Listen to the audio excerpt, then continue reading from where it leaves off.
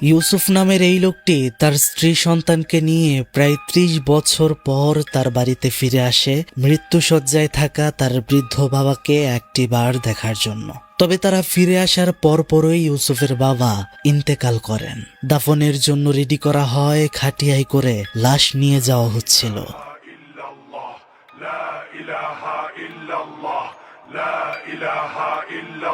কিন্তু সেখানে ঘটে যায় এমন ভয়ঙ্কর আশ্চর্য ভীতিকর ঘটনা যার ব্যাখ্যা কারো কাছেই ছিল না। কবরের চারপাশ থেকে ভেতরে রক্ত জমা হচ্ছিল অনেক।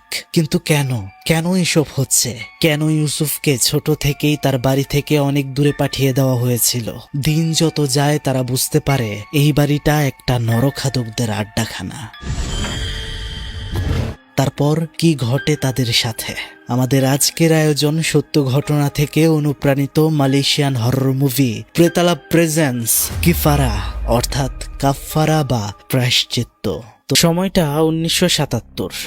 ছোট্ট ইউসুফ তখন তাদের বাড়িতে কাজের লোকের ছেলে ডিনকে তার বাবার এনে দেয়া খেলনাটা দেখাচ্ছিল, যেটা কিনা একটা বানর ছিল এবং সেটাকে চাবি দিয়ে ঘোরালেই হাত দিয়ে বাজনা বাজাতে শুরু করে। তো সেখানে হঠাৎ করেই মাঝখান দিয়ে ইউসুফের ছোট্ট বোন ইকা সেই খেলনাটা নিয়ে দৌড় দেয় আর বলে সেটা নাকি তার। আমরা বাড়িতে দেখতে পাচ্ছিলাম যে অনেক খাওয়া দাওয়া হচ্ছিল, পার্টির আয়োজন করা হয়েছে। সেখানে তাদের বাবা গাজ্জালি ইকার থেকে সেই খেলনাটা কেড়ে নেয় আর বলে এখানে না খেলতে, গুরুত্বপূর্ণ মিটিং চলছে। তাদের মা নূর তাদেরকে ডেকে বলে যে দেখো অনেক রাত হয়েছে, এখন গিয়ে তোমরা ঘুমাও। নূর ডিনের মা মানে তাদের বাড়িতে কাজ করে সেই মহিলা যার নাম ন্যাং, তাকে ডাক দিয়ে বলে যে বাচ্চাদের রুম গুছিয়ে তাদেরকে শুইয়ে দাও। তারা ঘুমাতে যাওয়ার সময় আমরা দেখতে পারছিলাম ডিন ইউসুফকে বলছিল যে তুমি অনেক ভাগ্যবান, এমন একটা খেলনা পেয়েছো, আমাকে তো আর কেউ কিনে দিবে না। দেখা যায় ইউসুফ তখন খেলনাটা ডিনকে দেয় আর বলে তুমি আপাতত নিয়ে খেলো, তারপর আমাকে দিও। তো এই কথাটা শুনে কিন্তু ডিন অনেক খুশি হয়ে যায়। এরপর দেখা যায় তাদের মা নূর তাদের দুই ভাই বোনকে ঘুম পাড়িয়ে সেখান থেকে চলে গেলে ঠিক রাত যখন ১২টা তখন হঠাৎ করেই ইউসুফের ঘুম ভেঙে যায় আর পাশে চেয়ে সে দেখতে পারে ডিন সেই বানরের খেলনাটা তার দিকে এগিয়ে দিয়ে বলছে যে এটা নিয়ে নাও। আর সাথে সাথে ঘটনা চলে আসে ২০০৭-এ। একটা গাড়িতে আমরা ইউসুফকে দেখতে পারি, সে কোথাও একটা যাচ্ছে। কোথায়? আসলে সে বাড়িতে ফিরছিল ৩০ বছর পর। তখনই তার কাছে তার স্ত্রী মারিসার কল আসে। ইউসুফ এতদিন তার স্ত্রী আর সন্তানকে নিয়ে এতটা বছর মিশরের কায়রোতে কাটিয়ে দিয়েছে। ইউসুফ তার ছেলেকে জিজ্ঞেস করছিল যে আজকের মাদ্রাসা তোমার কেমন কেটেছে? হ্যাঁ, তার ছেলের নাম হচ্ছে মিকাইল। সে বলছিল সে নাকি আজকে আয়াতুল কুরসি মুখস্থ করেছে। তো সেটা সে তার বাবাকে শোনাচ্ছিল, কিন্তু সে পারে না, পড়া ভুলে যায়। তার বাবা বলে তোমার আরো বেশি মনোযোগ দিতে হবে। তার ওয়াইফ মারিসা সেখানে বলছিল যে আমি কি সেখানে আসবো? ইউসুফ বলে না, মোটেও নয়, কোনোভাবেই আমি চাই না এই পরিবারের সাথে তোমাদেরকে যুক্ত করতে। সেখানে মারিসা বলছিল যে আমি তোমার বাবাকে এখনো দেখিনি, ওনার এত খারাপ অবস্থা, যদি আর কখনোই না দেখতে পাই। এছাড়া মিকাইলও তার দাদাকে দেখতে চাইছিল, কিন্তু ইউসুফ এটা কোনোভাবেই মানছিল না। সে বলছিল যে আমি আমার বাবার কাছে যাচ্ছি, উনি মৃত্যু শয্যায় আছেন, যদি মারা যান তাহলে ওনার দাহ কাজ সম্পূর্ণ করেই আমি ফিরে আসব। যাই হোক, তাকে বাড়িতে নিয়ে যাচ্ছিল পাক নামের একটি ব্যক্তি, যে কিনা তাদের বাড়িতেই কাজ করে অনেক আগে থেকে। ইউসুফ পাককে বলছিল যে বাড়িতে কি সবকিছু আগের মতোই রয়েছে? সেখানে পাক বলছিল যে কোনো কিছু কি সব সময় একই রকম থাকে? এই পৃথিবীতে কিছুই চিরকাল একরকম থাকে না। মানুষ যুবক থেকে বৃদ্ধ হয়, জীবিত থেকে মারা যায়। ইউসুফ বলছিল যে হ্যাঁ, তোমার কথা ঠিক, তবে পার্থক্য হলো যে কে কেমন কাজ করে গেল পৃথিবী থেকে, ভালো করলো নাকি মন্দ করলো। দেখা যায় এই কথাটা শোনার পর পাকের মুখটা কেমন যেন একটা অন্যরকম হয়ে যায়। সে তখনই গাড়িতে গান চালিয়ে দেয়। অবশেষে ৩০ বছর পর নিজের বাড়িতে পা রাখে ইউসুফ। সবকিছু ঠিক আগের মতোই রয়েছে। তাদের বাড়ির কাজের মহিলা ন্যাং তাকে দেখে এগিয়ে আসে ব্যাগগুলো ভেতরে নিয়ে যাওয়ার জন্য। ইউসুফ বাড়িতে ঢোকার পর তার বোন ইকাকে দেখতে পারে, যে একা একা খেলছিল। সে তার বোনকে ধরতে চায়, কিন্তু তার বোন তার থেকে সরে যায়, বলে আমাকে স্পর্শ করবেন না। ইউসুফ বলতে থাকে ইকা, এটা আমি তোমার বড় ভাই। ইকা কিভাবে যেন বলে যে তুমি কিভাবে এলে এই বাড়িতে? ইউসুফ বলে আমি তোমার জন্য এখানে এসেছি। কিন্তু ইকা বলছিল তুমি চলে যাও, মা চায় না তুমি এখানে থাকো। ইউসুফ তখন তাকে ধরে জিজ্ঞেস করে, মা কি তোমার সাথে এখনো যোগাযোগ করে? হাত সরিয়ে ইকা বলে, মা এখানে আর নেই, সে পালিয়ে গিয়েছে, যেরকম করে তুমিও পালিয়ে গিয়েছিলে আমাকে একা রেখে এখানে। এই বাড়িতে আমি যাদেরকে ঘৃণা করি শুধু তারাই এখানে রয়ে গেছে। এটা বলে সে সেখান থেকে চলে যায়। ইউসুফ বুঝতে পারে তার বোনটা কেমন যেন পাগলের মতো হয়ে গিয়েছে। এরপরে দেখা যায় সেখানে একটা মহিলা আসে যার নাম মাওয়ার। সে হচ্ছে গাজ্জালি মানে ইউসুফের বাবার দ্বিতীয় স্ত্রী, অর্থাৎ ইউসুফ আর ইকার সৎমা। তো সে সেখানে বলছিল যে তোমাদের মা নূর এখান থেকে হঠাৎ করে চলে গিয়েছিল, পালিয়ে গিয়েছিল। তারপর থেকে ইকা ধীরে ধীরে অসুস্থ হতে শুরু করে, কেমন যেন অদ্ভুত হয়ে গিয়েছে। যাই হোক, মাওয়ারা বলছিল তুমি এতদিন পর বাড়িতে ফিরে এসেছো, এজন্য আমি অনেক খুশি। তোমার বাবা তোমাকে দেখতে পেয়ে অনেক খুশি হবেন। এখন তুমি নিজের ঘরে যাও, রেস্ট নাও, তোমার বাবা ঘুমাচ্ছেন, জেগে উঠলে আমি তোমাকে ডাকবো। যাই হোক, ইউসুফ যখন তাদের ঘরে যায় যেখানে সে আর তার বোন থাকতো, সেখানে যাওয়ার পর সে দেখতে পারে দেয়ালের মধ্যে কালো রং দিয়ে অদ্ভুত সব অঙ্কন করা। এতদিন পর নিজের ঘরে আসার কারণে অতীতের স্মৃতিগুলো চোখের সামনে ভেসে উঠছিল। সেখানে তার বোন ইকা এসে বলছিল, এটা আমার রুম, এখানে ঘুমানো যাবে না, এখান থেকে চলে যাও। সেখানে তখন তাদের সৎমা মাওয়ার আসে, এসে ইউসুফকে বলে যে তোমার বাবা জেগে আছেন, এখন তার সাথে দেখা করতে পারো। ইউসুফ চলে যায় তার বাবা গাজ্জালির কাছে দেখা করতে। গিয়ে দেখে তার বাবা বিছানার মধ্যে পড়ে আছে, চেহারাটা একদমই অদ্ভুত হয়ে গেছে, ঘরটা অনেক অন্ধকার। সে ঘরের পর্দাটা সরাতে চায়। সৎমা মাওয়ার বলে ওঠে, পর্দাটা সরিও না, দিনের আলো পছন্দ করেন না তোমার বাবা। গুড নিউজ বন্ধুরা, ফিফা ওয়ার্ল্ড কাপ খুব শীঘ্রই শুরু হতে চলেছে, আর প্রতিবারের মতো এবারও ইনকাম করার একটা সুযোগ বেরিয়ে এসেছে। আজকে আমি আপনাদের একটা অ্যাপের কথা বলবো যেখানে প্রথম ডিপোজিটে 12K পর্যন্ত জেতার সুযোগ পেতে পারেন। এই অ্যাপে আপনি সব লাইভ ম্যাচের রেজাল্ট দেখতে পারবেন এবং সেই ম্যাচের স্কোর অনুমান করে গেম খেলতে পারবেন, যেমন কোন টিম জিতবে, কোন টিম কত রান করলো বা কোন প্লেয়ার সবচেয়ে বেশি রান করবে। এছাড়াও এখানে রয়েছে অন্যান্য ইন্টারেস্টিং গেম, আর এখানে কিছু টাস্ক কমপ্লিট করলে জেতার সুযোগ রয়েছে, যেমন কার, আইফোন, অ্যাপল ওয়াচ, টিভি, এসব আকর্ষণীয় প্রাইজ। রেজিস্টার করার সময় আমার দেওয়া প্রোমো কোড ব্যবহার করলে প্রথম ডিপোজিটে 12K পর্যন্ত বোনাস পেতে পারেন। আপনি সহজেই বিকাশ ব্যাংক এবং অন্যান্য পদ্ধতিতে টাকা উইথড্র করতে পারবেন, সাথে 24/7 ডেজ কাস্টমার সাপোর্ট তো রয়েছেই। তাহলে দেরি কেন, পিন কমেন্টে চলে যান, সেখান থেকে রেজিস্ট্রেশন করুন আর আমার দেয়া প্রোমো কোডটি ব্যবহার করুন। ইউসুফ তার বাবার সামনে বসে বলতে শুরু করে, বাবা আমি জানতে চাই আমাকে এত বছর কেন দূরে রাখা হয়েছিল, কেন এই পরিবার থেকে আমাকে আলাদা করা হয়েছিল, আমার দোষ কি ছিল? মা কোথায় পালিয়ে গেল আর কেন গেল? একটা বারও এতদিন কেন আমার সাথে কেউ যোগাযোগ করলে না? আমাকে এইসবের উত্তর দিতেই হবে। তখন দেখা যায় তার বাবা গাজ্জালির চোখ খোলে, কিন্তু তার চোখগুলো হঠাৎ করেই বড় হয়ে যায় আর আমরা দেখতে পারি সে ইউসুফের পেছনে দেখতে পাচ্ছে কোনো একটা ছোট্ট ছেলে দাঁড়িয়ে আছে, কিন্তু সেটা খুব ভয়ঙ্কর দেখতে ছিল। এটা দেখে গাজ্জালি খুবই ভয় পাচ্ছিল। ইউসুফ তখন বুঝতে পারে যে তার বাবা হয়তো এখনই মারা যাবে। সে তার বাবাকে কালেমা পাঠ করতে বলে, কিন্তু দেখা যায় সবকিছু আবারও স্বাভাবিক হয়ে যায়। কিন্তু এখানে লক্ষণীয় বিষয় হচ্ছে যে গাজ্জালির দ্বিতীয় স্ত্রী মানে মাওয়ারের চেহারা দেখে সেখানে এমন মনে হচ্ছিল যে তার স্বামী মরলো না বাঁচলো এটাতে তার বিন্দুমাত্র কিছু যায় আসে না। সেই ঘর থেকে ফিরে আসার সময় ইউসুফ ডিনের সাথে খেলা করার সেই ছোট্টবেলার মুহূর্তগুলো তার মনে পড়ে যাচ্ছিল, যেখানে তারা লুকোচুরি খেলতো। তো হঠাৎ করেই পেছনের উপরের তলার দরজাটা খুলে যায়। তখন ইউসুফ সেটা দিয়ে উপরে ওঠার সময় সে দেখতে পারে ছোট্টবেলার সেই বানরের খেলনাটা সেখানে আপনা আপনি চলছিল। এটা দেখে তো সে খুবই ভয় পেয়ে যায়। ঠিক তখনই ভয়ঙ্কর দেখতে একটা ছোট্ট ছেলে, যেটা কিনা ইউসুফের দিকে এগিয়ে আসছিল, সে তো কোনো রকমে সেখান থেকে বের হয়ে আসে। ইকা সেখানে বাহিরেই ছিল। ইউসুফের অবস্থা দেখে সে হাসতে হাসতে বলছিল যে তুমি কি এখনো ছোটবেলার মতো লুকোচুরি খেলো নাকি? রাতের খাবারের সময় সেখানে মাওয়ার বলছিল যে ইউসুফ তোমাদের মায়ের থেকে আমার বানানো রান্না কেমন লেগেছে আজকে খেতে, তার থেকে কি ভালো নয়? ইউসুফ বলছিল যে তিনি হচ্ছেন আমার মা, মায়ের জায়গাটা কেউ নিতে পারবে না। মাওয়ার বলে তা ঠিক, কিন্তু তিনি তো তোমাদেরকে রেখে পালিয়ে গেছে, বেঁচে আছে কিনা এটাও জানা নেই। সেখানে ইকা বলছিল আরে আমি তো আমার মায়ের সাথে প্রতি রাতে দেখা করি পাশেই একটা গাছের নিচে, কিন্তু তার এই কথাটা কেউ তেমন একটা পাত্তা দেয় না। ঘুমানোর আগে ইউসুফ তার স্ত্রী মারিসার সাথে একটু কল করার চেষ্টা করছিল, কিন্তু বাড়িতে কোনো জায়গা থেকেই নেটওয়ার্ক লাগছিল না। সেখানে সে ছাদ থেকে দেখতে পারছিল নিচে তার সৎমা মাওয়ার বাহিরে গিয়েছে ফুল তুলতে। তার কাছে বিষয়টা আশ্চর্য লাগে। দিন দিন কেন যেন তার মা আরো যুবতী হয়ে উঠছে। ইউসুফ সেদিন ঘুমানোর পর একটা অদ্ভুত ব্যাখ্যা ব্যাখ্যাহীন স্বপ্ন দেখে ইউসুফের ঘুম ভাঙে। যে স্বপ্নটা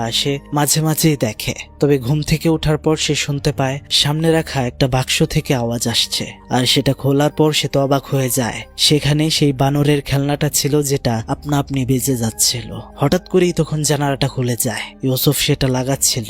মিশরে থাকাকালীন কায়রো শহরে ইউসুফ ইসলামিক স্টাডি নিয়ে ভীষণ লেখাপড়া করেছে, তো বলাই যায় তার ভেতরে ইসলামিক জ্ঞান ভালোভাবেই রয়েছে। হঠাৎ করে সেই পুতুল চলতে শুরু করা আর মাঝে মাঝে কিছু ঘটনায় সে বুঝতে পারে যে এগুলো স্বাভাবিক কোনো কিছু নয়। দেখা যায় সে কোরআনের আয়াত তেলাওয়াত করতে শুরু করে, আর তার পেছনে আমরা দেখতে পাচ্ছিলাম একটা হাত তাকে ধরতে চাইছিল, কিন্তু এই কোরআন তেলাওয়াতের বদৌলতে সবকিছুই স্বাভাবিক হয়ে যায়। পরদিন সকালে ইউসুফের ঘুম ভাঙলে সে বাইরে গিয়ে অবাক হয়ে যায়। দেখতে পারে তার স্ত্রী মারিসা আর মিকাইল এখানে চলে এসেছে তাকে না বলে। তার সৎমা মাওয়ার তাদের সাথে গল্প করছে। সে তার স্ত্রী মারিসাকে ঘরে নিয়ে এসে বলছিল, আমি বারবার না করার পরেও তুমি মিকাইলকে নিয়ে কেন এখানে এসেছো? আমার কথার কি কোনো মূল্য নেই? মারিসা বলছিল, আমি ভেবেছিলাম আমি তোমাকে সারপ্রাইজ দেব, তুমি খুশি হবে। ইউসুফ রেগে গিয়ে বলে, তুমি এটা মোটেও ঠিক করনি। তোমার এমন অনেক কাজ আছে যেগুলো আমি মানতে পারি না, যেরকমটা তোমার একটা পুরুষের সাথে সম্পর্কও ছিল। এই কথা শোনার পর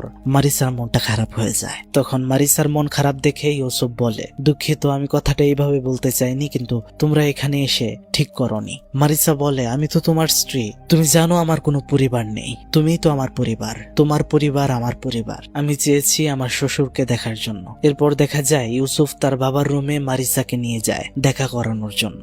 গাজ্জালি বিছানায় পড়ে আছে, তাকে দেখে বোঝা যায় পৃথিবীতে তার বেঁচে থাকার প্রতিটা সেকেন্ড খুব কষ্টকর। সেখানে মারিসা গিয়ে বলছিল, বাবা আমি আপনার ছেলের বউ। মারিসা মিকাইলকে দেখিয়ে বলছিল যে এই যে দেখেন, এটা আপনার নাতি। তখনই আমরা দেখতে পারি মিকাইলকে দেখে অনেক উত্তেজিত হয়ে যায় গাজ্জালি। সে ভয় পেতে শুরু করে। ইউসুফ বুঝতে পারে তার বাবা মরণের সন্ধিক্ষণে। তার বাবাকে সে কালিমা পড়াতে চেষ্টা করে, কিন্তু তখন তার বাবা তার কানে শুধু একটা কথাই বলে, সেটা হচ্ছে সাপ।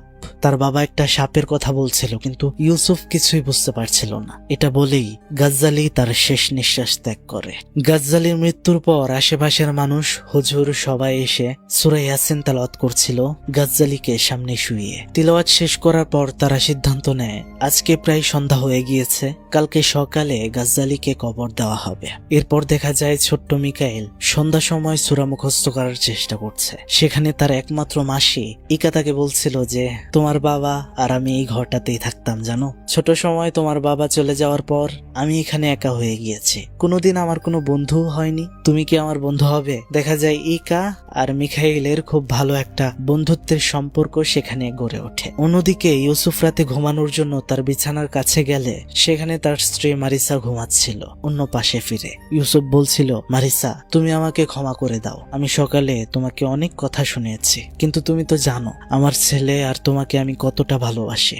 এই বাড়িটাতে তোমাদের আসা উচিত হয়নি। এটা বলে মারিসাকে ছুতে যাবে, ঠিক তখনই দরজায় এসে মারিসা বলে, ইউসুফ তুমি একা একা কি করছো? তো আবারও ইউসুফ যখন বিছানায় দেখে সেখানে এবার কেউ ছিল না। সে তো এটা দেখে একদমই হতভম্ব হয়ে যায়। তবে সে মারিসাকে কিছুই বলে না, দোয়া কালাম পড়ে কোনোভাবে ঘুমিয়ে পড়ে। তবে হঠাৎ করে মাঝরাতেই তার ঘুমটা ভেঙে যায়। বিদ্যুৎ চলে গিয়েছে অনেকক্ষণ। হাতে একটা টর্চ নিয়ে সে বাইরে গিয়ে বাড়ির ফিউজ বক্সটা খুঁজতে থাকে যে বিদ্যুতের কোনো সমস্যা হলো নাকি। সেখান দিয়ে যাওয়ার সময় তার মা মাওয়ারের রুমের দিকে সে উকি দিয়ে দেখতে পারে যে তার মা রূপচর্চা করছে আয়নার সামনে বসে, অথচ ফ্লোরের মধ্যে কিন্তু রাখা ছিল তার হাজবেন্ডের লাশ। একটা মহিলা কিভাবে পারে এমন হতে? ঠিক তখনই সে আর একটু সামনে এগিয়ে গেলে তার পেছন দিয়ে যেন কিছু একটা চলে যায়। সে দেখার চেষ্টা করলো, কিন্তু সেখানে কিছুই নেই। কিন্তু এবার ঘটে যায় আরো ভয়ঙ্কর ঘটনা। ফ্লোরে যেখানে তার বাবার লাশটা রাখা ছিল সে দেখতে পারে সেটা সেখান থেকে গায়েব। এখন এটা দেখে তো সে খুবই অবাক হয়ে যায়, কোথায় গেল বাবার লাশ? পাশ থেকে একটা শব্দ আসছিল। সেখানে গিয়ে সে দেখতে পারে কাফনে মোড়ানো তার বাবার লাশ বসে কিছু একটা খাচ্ছে। কি ভয়ঙ্কর বিষয়, মুখে রক্ত লেগে আছে। সে তো চিৎকার করে পড়ে যায়। সাথে সাথে পাশ থেকে একটা ছেলের ভয়ঙ্কর অবয়ব তার সামনে চলে আসে এবং তার বাবার ভয়ঙ্কর অবয়বটা তার সামনে গিয়ে বলে, তুই এখানে কেন এসেছিস? চলে যা। তখনই সেখানে বাড়ির কাজের লোক ন্যাং সেখানে এসে পড়ে, লাইট অন করে দেয়। ইউসুফ দেখতে পারে যে তার বাবার লাশটা যেখানে ছিল ঠিক সেখানেই রয়েছে, কিন্তু এতক্ষণ তার সাথে যা হলো তা কি ছিল?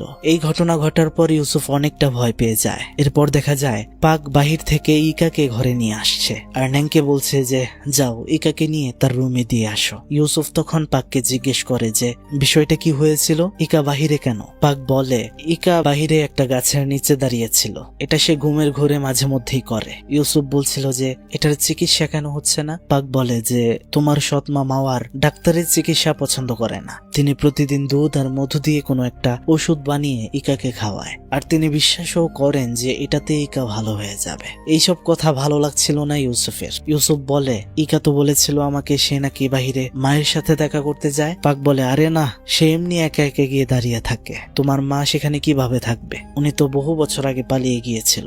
যাই হোক এখন তুমি ঘুমাও, কালকে সকালেই কিন্তু তোমার বাবাকে কবর দিতে হবে। পরদিন সকালে দেখা যায় গাজ্জালিকে কবর দেওয়ার জন্য নিয়ে যাওয়া হচ্ছে, কিন্তু সেখানে যাবার পর দেখা যায় কবরের মধ্যে চারপাশ থেকে অনেক অনেক রক্ত জমা হচ্ছিল একসাথে। সবাই খুবই আশ্চর্য হয়ে যায়, এমন ঘটনা তারা কেউ কখনো দেখেনি। ইমাম সাহেব বলছিল যাই হয়ে যাক না কেন আমাদেরকে তো আমাদের দায়িত্ব পালন করতেই হবে। দেখা যায় অন্য কেউ কবরে নামছিল না ভয়ে। ইউসুফ আর পাক তারা দুজন মিলেই গাজ্জালির লাশকে কবরে রাখে, আর ইউসুফ দাফনের শেষে তার বাবার জন্য দোয়া করে যে রব যেন তার বাবার সকল গুনাহ মাফ করে দেয়। বাড়িতে আমরা দেখতে পারছিলাম গাজ্জালির দ্বিতীয় স্ত্রী মাওয়ার মারিসাকে জিজ্ঞেস করছিল যে এখানে কি তোমার কোনো আত্মীয় রয়েছে?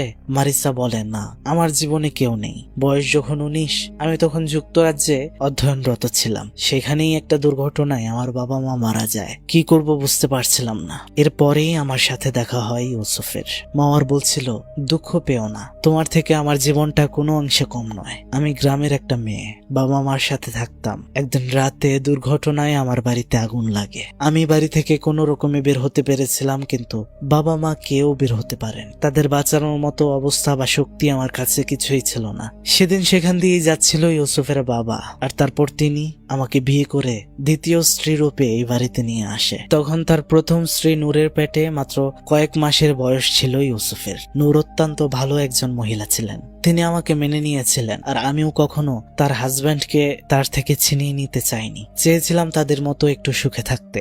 যাই হোক, নারী হিসেবে আমাদেরকে অনেক সহ্য ক্ষমতা বাড়াতে হবে। তুমি কি আমাকে মা ডাকবে? আমার খুব ভালো লাগবে। দেখা যায় মারিসা মাওয়ারকে মা ডাকা শুরু করেছে, আর তাদের মধ্যে একটা ভালো সম্পর্ক হয়ে যায়। এদিকে দেখা যাচ্ছিল ইউসুফ মিকাইলকে নিয়ে বাড়িতে ফিরছিল। সেখান দিয়ে যাওয়ার সময় মিকাইল একটা বেঞ্চের মধ্যে বসতে চায়। ইউসুফ বলে ঠিক আছে, অন্য কোথাও কিন্তু যেও না। এটা বলে সে সেখান থেকে চলে যায় এই বাড়ির বেসমেন্টে। সেখানে একটা ঘরে ঢুকতে চাইছিল যেটা কিনা বন্ধ ছিল, কিন্তু সেখানে সে কেন ঢুকতে চাইছে? কেননা প্রায় 30 বছর ধরে সেই রুমটা নিয়ে তার কিছু অগোছালো ভয়ঙ্কর স্বপ্ন তাকে দেখা দেয়। তবে সে ক্লিয়ার না এটা কি আসলে স্বপ্ন নাকি বাস্তব। কিন্তু দেখা যায় সে সেই ঘরে ঢুকতে পারে না, সোজা সেখান থেকে বের হয়ে চলে আসে আর বেগ গোছাতে শুরু করে। মারিসা জিজ্ঞেস করে তোমার কি হয়েছে? সে বলে আমাদেরকে যত দ্রুত সম্ভব এখনই বের হয়ে যেতে হবে এই বাড়ি থেকে। মারিসা জিজ্ঞেস করছিল যে কেন, কি হয়েছে? ইউসুফ বলছিল আমি তোমাকে বলছি, কিন্তু আমরা দেখতে পারি ইউসুফের চোখের সামনে মাওয়ারকে সে দেখতে পারছিল মারিসার জায়গায়, আর সেই বেসমেন্টের রুমে কোনো কিছু হচ্ছিল এমনটা তার চোখে বারে বারে ভেসে উঠছিল। সে মারিসাকে বলে এত কিছু বলার সময় নেই, এখন মিকাইলকে তাড়াতাড়ি এখানে আনো, আমাদের মোটেও এখানে থাকা উচিত হবে না।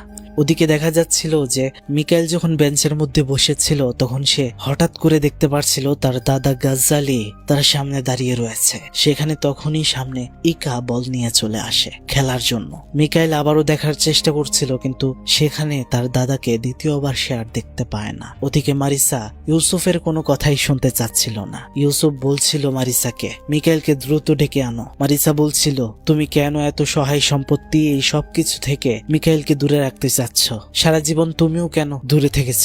এবার ওদিকে আমরা দেখতে পাচ্ছিলাম মিকাইল ফুটবল খেলার সময় বলটা একটু অন্যদিকে চলে যায়। মিকাইল যখন সেটা আনতে যায় বলটা আরো সামনের দিকে চলে যায়। সে যখন সামনে গিয়ে আবারও বলটা তুলতে চায় তখনই দেখা যায় মাটির ভেতর থেকে দুইটা হাত উঠে তার হাত ধরে ফেলে। সে তো চিৎকার দেয়, তার চিৎকার শুনে ইউসুফ মারিসা সেখানে যায় আর দেখে মিকাইল ততক্ষণে অজ্ঞান হয়ে পড়ে রয়েছে, সাথে ইকা ছিল। ইউসুফ ইউসুফের মনে হয় তার বোন ইকা হয়তো মিকাইলের সাথে কিছু করেছে। দেখা যাচ্ছিল মিকাইল কোনোভাবেই চোখ খুলছিল না। তাকে বাড়ির ভেতরে নিয়ে আসলে ইউসুফ বারবার বলছিল যে অ্যাম্বুলেন্স আনার জন্য, তবে সেখানে মাওয়ার এসে বলে কিছুই করার প্রয়োজন নেই, তাকে একটু বিশ্রাম নিতে দাও, আমিই তাকে সুস্থ করে তুলবো। ইউসুফ সেখানে বলছিল যে এটা ডাক্তারের কাজ, কবিরাজি বা অদ্ভুত চিকিৎসার কোনো প্রয়োজন নেই, কিন্তু সেখানে মারিসা মাওয়ারের কথায় একমত ছিল, তাই ইউসুফ আর কিছুই বলতে পারে না। সন্ধ্যা সময় দেখা যায় হালকা একটু কবিরাজি চিকিৎসা দিয়ে মিকাইলের জ্ঞানটা ফিরিয়ে আনে মাওয়ার, আর সে এখান থেকে চলে যায়। তবে এখনো মিকাইলের প্রচুর জ্বর ছিল।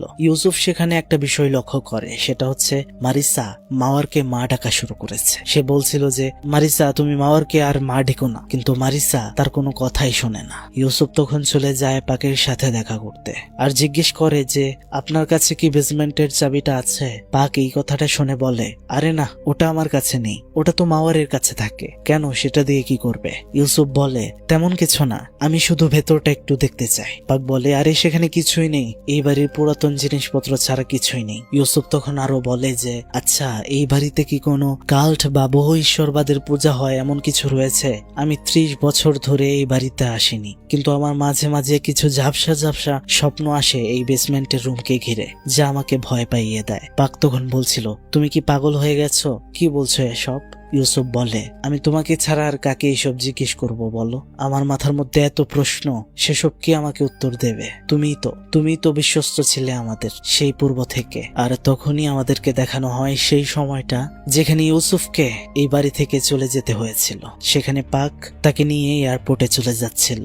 ইউসুফ সেখানে পাককে জিজ্ঞেস করছিল যে মা কোথায়, আমরা কোথায় যাচ্ছি? পাক বলেছিল যে এয়ারপোর্টে গিয়ে তোমার মায়ের সাথে তোমার দেখা হবে, কিন্তু ইউসুফের এখন পর্যন্ত আর দেখা হয়নি তার মায়ের সাথে। সে পাককে জিজ্ঞেস করে আবার যে আমাকে কেন বাড়ি থেকে দূরে পাঠানো হয়েছিল, আর আমার মাকে আমি আর কেন এয়ারপোর্টে পাইনি? পাক বলে আসলে তখন তোমার বাবা যা বলেছিল আমি তখন তাই করেছি, তোমার মা পালিয়ে গিয়েছিল, সে সেটা কেন করেছিল এটা আমি এখনো জানি না।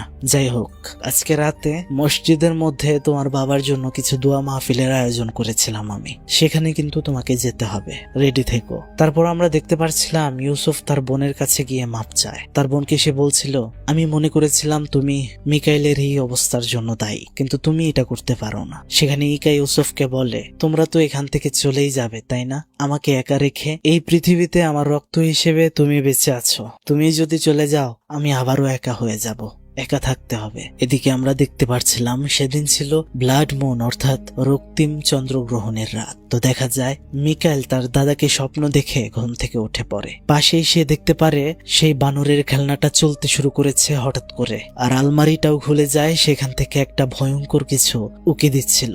সে তো খুবই ভয় পাচ্ছিল, আর তখনই একটা ছেলের ভয়ঙ্কর অবয়ব বিছানার নিচ থেকে তার সামনে চলে আসে। সে তো চিৎকার দিয়ে উঠে পড়ে, মানে সে এতক্ষণ স্বপ্ন দেখছিল। তার মা মারিসা তাকে কোন রকম আবারও ঘুম পাড়িয়ে দেয়। অন্যদিকে আমরা মসজিদে দেখতে পাচ্ছিলাম পাক আর ইউসুফকে, যেখানে গাজ্জালের জন্য দোয়া মাহফিলের আয়োজন করা হয়েছে। মারিসা বাড়িতে কিছু অদ্ভুত শব্দ শুনতে পাচ্ছিল, সে তখন নিচে নেমে আসে, আর সেখানে সে যা দেখতে পারে তা দেখার জন্য সে মোটেও প্রস্তুত ছিল না। সে দেখতে পারে কালো কোট পরা কয়েকটা লোক সেখানে খাবারের টেবিলে বসে মানুষের মাংস খাচ্ছিল। এসব দেখে তো তার মাথায় নষ্ট হয়ে যায়, বমি পেতে শুরু করে। সে কি করবে বুঝতে পারছিল না। ঠিক তখনই পেছন থেকে মাওয়ার চলে আসে আর বলে মারিসা আমাদের সাথে তুমি ডিনারে যোগ দাও কেমন? এখানে যাদেরকে দেখতে পারছো তারা সবাই আমার আত্মীয়, আমার গ্রুপের। এখন মারিসা তো সেখান থেকে পালিয়ে যাওয়ার চেষ্টা করছিল, কিন্তু দেখা যায় তাকে সেখানেই অজ্ঞান করে ফেলা হয়। এদিকে আমরা দেখতে পারি মসজিদ থেকে পাক আর ইউসুফ বাড়িতে ফিরছিল। সেখানে পাক ইউসুফকে বলতে শুরু করে সত্য একটা ঘটনা, যেটা কিনা পুরো কাহিনীটাকেই বদলে দেয়। সে বলে আমি তোমাকে সব বলতে চাই, নয়তো আমি মরে গিয়েও শান্তি পাবো না। সে বলে তোমার বাবা দ্বিতীয় বিয়ে করে মাওয়ারকে এই বাড়িতে আনার পর বাড়ির পরিবেশটাই সম্পূর্ণ পাল্টে গিয়েছিল। সে কোনো সাধারণ মহিলা ছিল না বা নয়, সে হলো শক্তিশালী একজন শয়তানের পূজারী আর শামান। তোমার বাবা মা সহ আমি আর ন্যাং সবাইকে সে বশ করে নিয়েছিল। সে খারাপ এটা জানার পর আমরা কোনো প্রতিবাদ করতে পারিনি, সে এতটাই শক্তিশালী ছিল। তারপরেই সে এই বাড়িতে শয়তানের পূজারীদেরকে নিয়ে এখানে আস্থানা তৈরি করে। তাদের কাজ হচ্ছে প্রতি পূর্ণিমাতে মানব ছেলেকে বলি দেওয়া আর মাংস খাওয়া। পাক আরো বলছিল, ইউসুফ তুমি বলো না যে মাঝে মাঝে তুমি অদ্ভুত কিছু স্বপ্ন দেখো, চোখে ভাসে। তুমি কি জানো সেটা স্বপ্ন নয়, সেটা ছিল বাস্তব।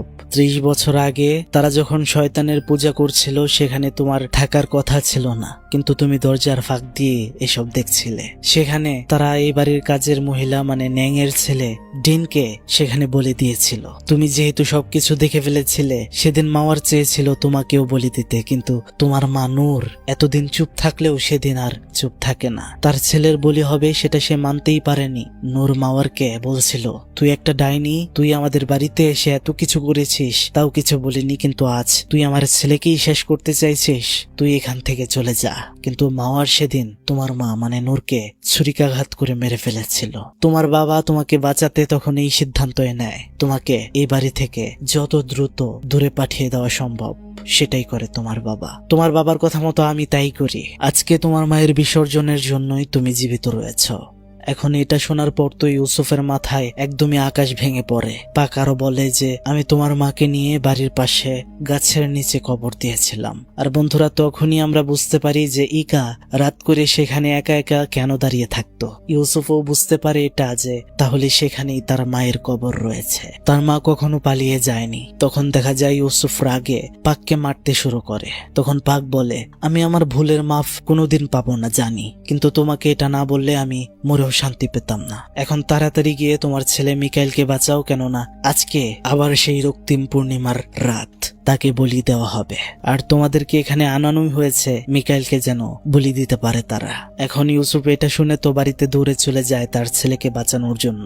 কিন্তু আমরা দেখতে পাচ্ছিলাম পাক গোরস্থানের দিক দিয়ে যখন যাচ্ছিল, তখন অনেক অনেক ছেলের ভয়ঙ্কর অবয়ব তার সামনে চলে আসছিল, যাদের প্রতি বছর পূর্ণিমাতে বলি করা হয়েছে। এরা ছিল তাদের এই আত্মা। তখন দেখা যায় তাকে টেনে ওরা কবরের ভেতরে ফেলে দেয়, আর সেখানে অনেকগুলো লাশের হাত পাককে ধরে ফেলে, আর মাটি ফেটে সেখান থেকে বের হয়ে আসে নূরের আত্মা, মানে ইউসুফের মায়ের ভয়ঙ্কর অবয়ব। সেটা তার দিকে আসছিল, কিন্তু সেটা কেন পাককে মারতে যাচ্ছে? পাকের তো কোনো দোষ ছিল না, সে তো এসবের শিকার ছিল।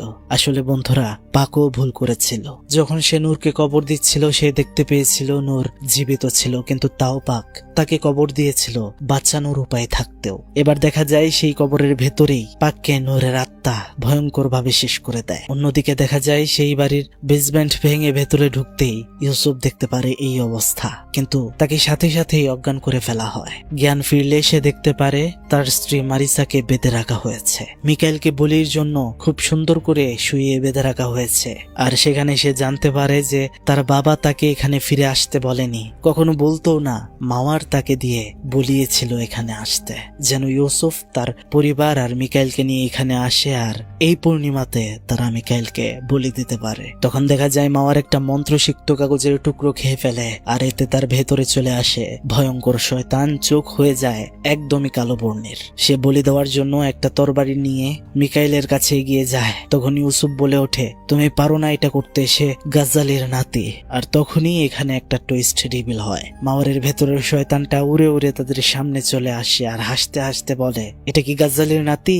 মারিসাকে জিজ্ঞেস করে, সত্যি করে বল, এটার পরিচয় কি? তখন দেখা যায় মারিসা কাঁদতে কাঁদতে বলে, আমাকে মাফ করো ইউসুফ, কিন্তু মিখাইল তোমার ছেলে নয়। এখন এটা শোনার পর তো ইউসুফের মাথা আরো নষ্ট হয়ে যায়। আসলে এই সন্তানটা ছিল মারিসার প্রাক্তন প্রেমিকের। তাদের সম্পর্কের কথা যদিও জানতো ইউসুফ, কিন্তু এটা জানতো না যে যে বাচ্চাটা মারিসার পেটে এসেছিল সেটা তার নয়। সেখানে মাওয়ারের ভেতরের শয়তানটা ইউসুফকে বোঝানোর চেষ্টা করছিল যে মারিসা তোমাকে ঠকিয়েছে, তার বেঁচে থাকার কোনো অধিকার নেই, তুমি তাকে মেরে ফেলো। মানে শয়তান ইউসুফকে ম্যানিপুলেট করার চেষ্টা করছিল যেন সে আল্লাহর রাস্তা থেকে ফিরে আসে।